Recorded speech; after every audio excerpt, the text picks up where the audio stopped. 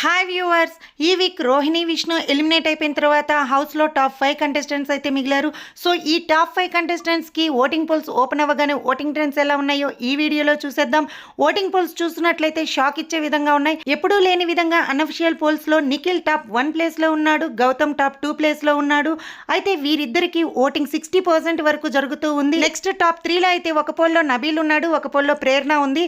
చూస్తుంటే వీరిద్దరు థర్డ్ ప్లేస్కి బాగా పోటీ పడేలాగా కనిపిస్తూ ఉంది. ఇక 5th ప్లేస్లో అయితే అవినాష్ ఉన్నాడు. సో ఇదే విధంగా కానీ లాస్ట్ వరకు ఓటింగ్ జరిగిందంటే విన్నర్ ప్లేస్లో నిఖిల్ ఉంటాడు, రన్నర్ ప్లేస్లో గౌతమ్ ఉంటాడు. సో వీరిద్దరికి పోటాపోటీగా ఓటింగ్ అయితే జరుగుతుంది. కాబట్టి చూడాలి లాస్ట్కి ఎవరు విన్నర్ అయ్యే ఛాన్స్ ఉందనేది.